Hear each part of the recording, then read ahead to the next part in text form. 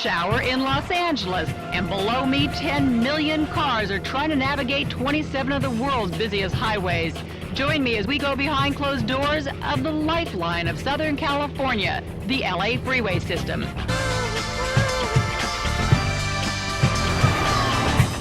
From above, it's a massive grid of concrete arteries, 527 miles of highway crisscrossing the greater Los Angeles area.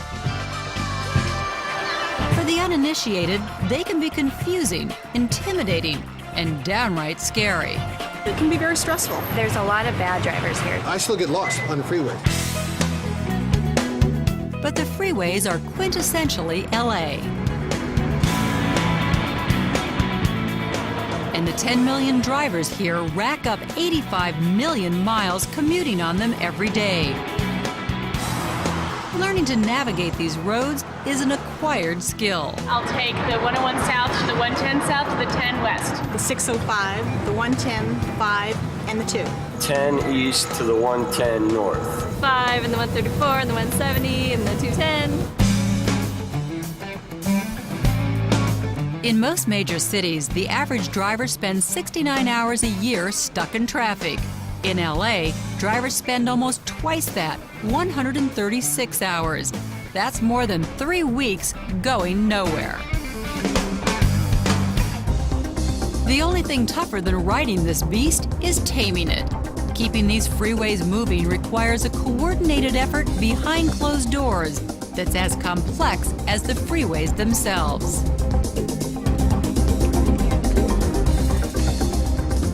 This is your control center here. This is it.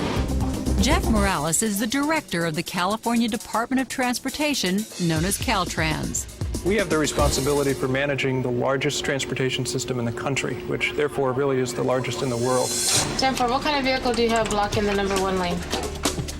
This state-of-the-art communications hub, which is off-limits to the public, is the Caltrans Traffic Management Center in downtown Los Angeles. We try to manage the congestion and help people move more freely. There is a lot of traffic out there. And the rush hour has expanded. So I think you have like a 7-hour rush hour. Right.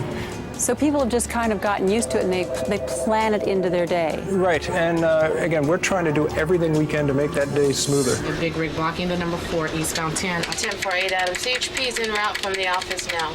Caltrans set up the center in 1994. As you know, we've just experienced a powerful earthquake. Emergency crews are being dispatched throughout the area. Right now, Caltech is trying to... That's the year the Northridge earthquake did $340 million worth of damage to the LA freeway system. This, in the event of an earthquake or any sort of emergency or disaster, becomes a major focal point for seeing how the region is functioning. So whether it was an earthquake or terrorism, whatever the disaster was, this would be disaster central right here. Yeah, it's a nerve center for the region in a lot of different ways. It's a war room, and the freeways are the battlefield. A huge electronic map tells them who's winning. And I know that you like to see lots of green dots, right? Green is good. It means traffic's moving, basically. And where we see yellow, that means we're slower than we'd like to be, and red means we've got a problem we need to respond to. The data comes from 30,000 copper sensors embedded in the concrete that send signals back to the control center every 30 seconds. They monitor not just how much traffic is going through, but also speed. So we can actually track the speed of freeways and how traffic is moving, which can also tell us if we've got a problem or not.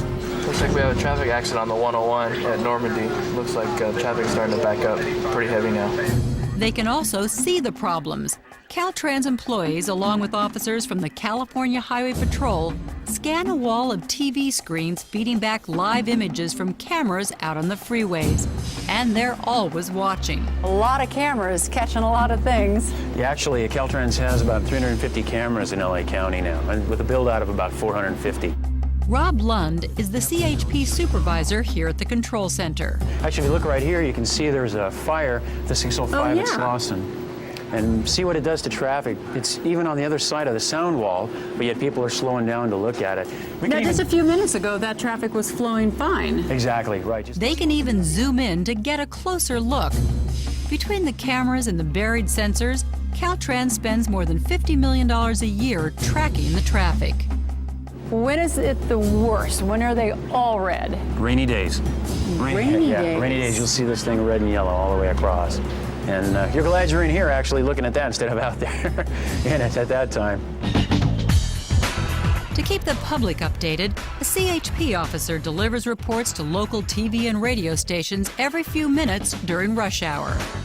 Good morning, everybody out there. We're going to start you off with a couple of problems. The first one's going to be a cigarette out towards Pomona. Despite its vast size, Los Angeles actually has fewer miles of freeway per person than any other city in America. That means one thing: constant traffic jams. That's your traffic update from the California Highway Patrol. I'm Officer Rick Antero. Please buckle up. Hey, officer, come on over. It sounds like a typical morning here, yes, right? It does. A little busy out there. So how many different ways can you actually say things just aren't moving? Quite a bit. Things aren't just moving. Things are going slow.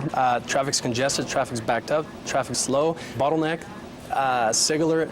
Inching cluster. along. Inching along. It's moving along. Bumper to bumper. So quite a bit of ways. About half of those traffic jams are caused by accidents, breakdowns, or lane closures.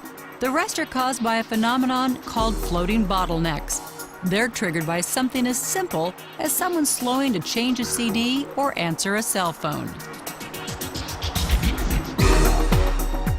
If people only realize that when they just go to answer a cell phone, you can almost equate how much that slows people down, right? It does quite a bit, because this person's now got to take his foot off the accelerator.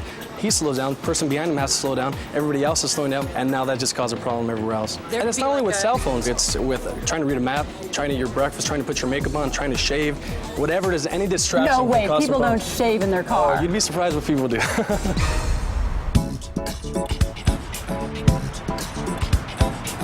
You're looking at LA's busiest interchange, the 4-level where the 10 and the 110 freeways meet in downtown Los Angeles. More than 500,000 vehicles pass through daily. That's like the entire population of Tucson, Arizona, driving through downtown LA.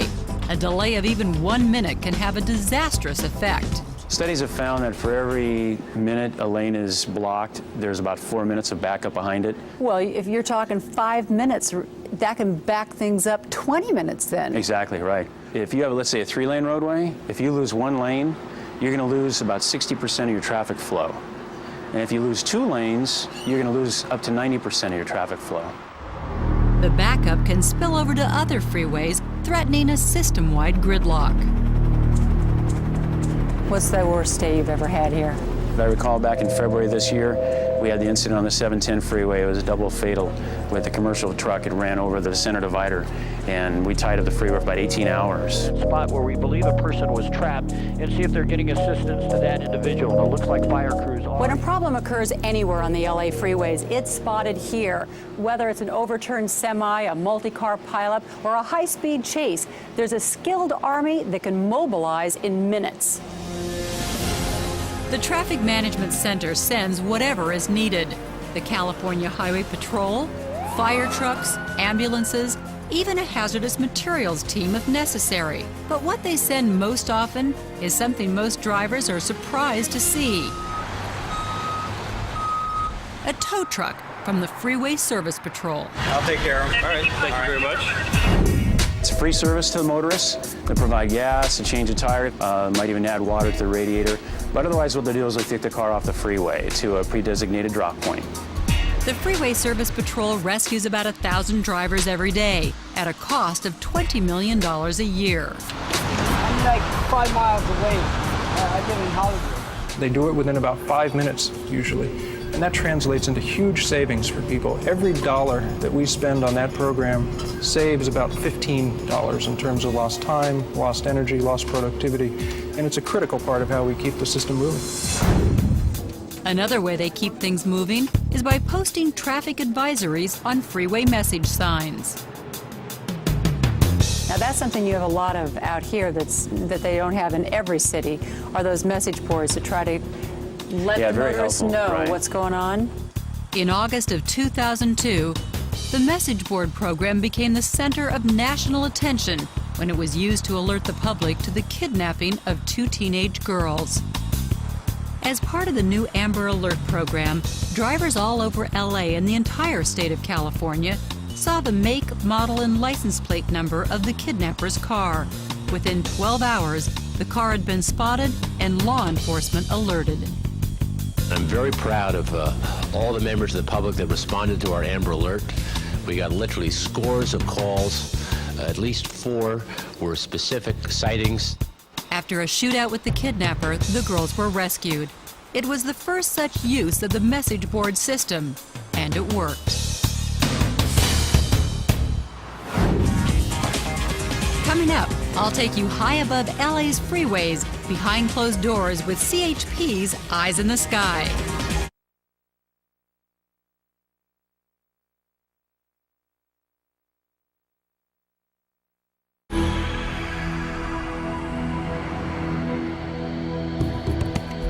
When traffic is moving on the more than 500 miles of LA freeways, you realize what an engineering marvel has been created here. But with 10 million drivers jockeying for space and a rush hour that never seems to end, there are bound to be problems. Thousands of breakdowns and accidents occur every day. But that's not all. LA freeways have gained a reputation as a high-speed crime scene. From road rage to freeway shootings to the car chases that seem to happen on a regular basis. Starting to pick up that speed, starting to go quite fast. Enforcing the law out here is the job of the California Highway Patrol, better known as the CHP.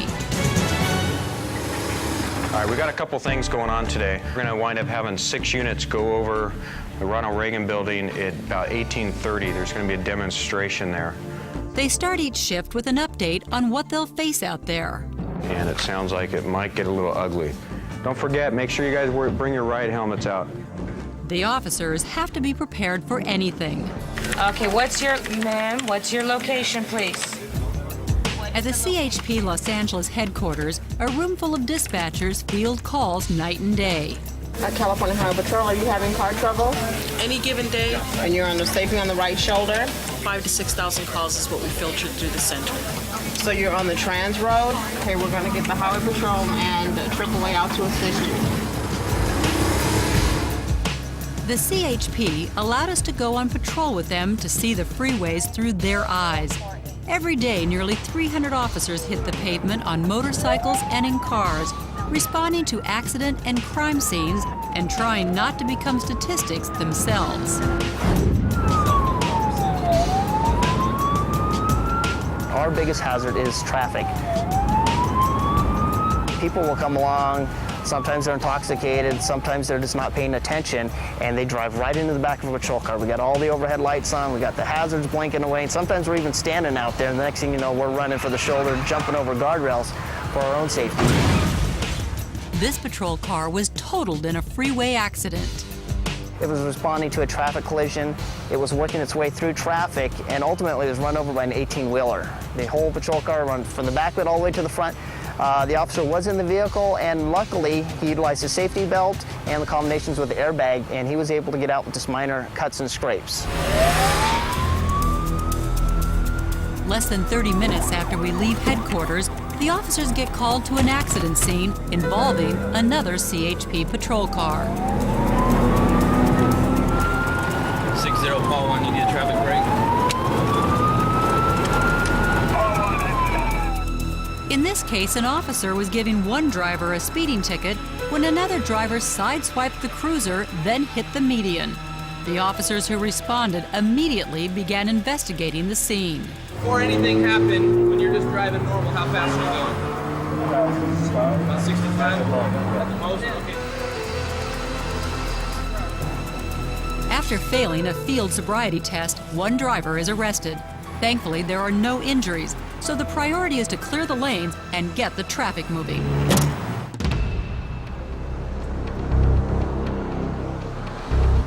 For the CHP, the freeway doesn't end at the off-ramp.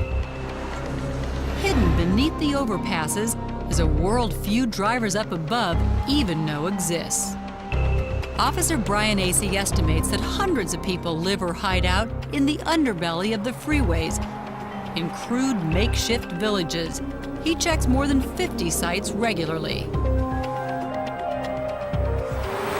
I like to kind of poke around here when we're under the freeway, and later on I can come back and kind of find out who stays in here, and I'll already know that whoever it is might have cocaine on them. When I come into the encampments, I'm usually looking for the person that's a little too neatly dressed to be down here, newer tennis shoes.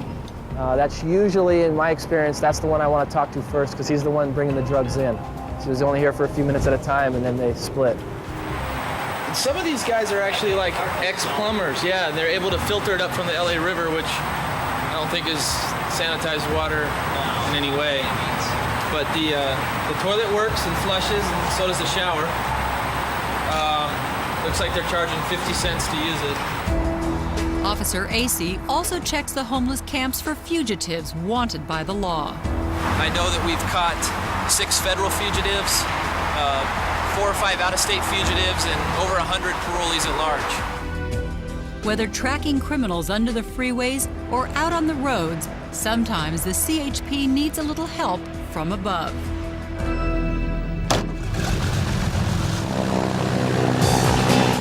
I went behind closed doors and up on patrol in a CHP Cessna 206. Pete Lashot is a former military pilot who's been flying over the LA freeways for 13 years. Well, after flying all those years out Vietnam, now you're what, in the war on traffic? Yeah, there you go. There you go. From up here, Pete can keep an eye on speeders and reckless drivers. What if you see somebody down there just weaving in and out of the traffic? It's kind of like almost an accident waiting to happen. We can chase it with the airplane, broadcast the information to our officers who are located on the ground. You can describe the car to them. Oh yeah, I can follow it all the way to the stop. I've done that quite often, you bet.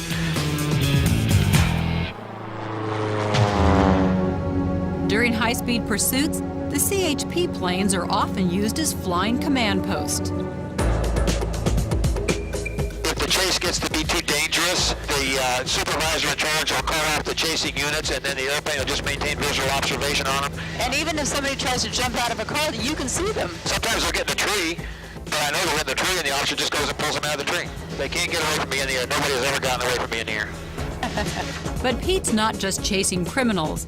He's also watching the traffic flow and reporting back when he sees an accident or obstacle that needs to be cleared. Boy, that's backing up there. Yeah, it sure is. Just crawling along. Too many cars, not enough concrete, is what it comes down to.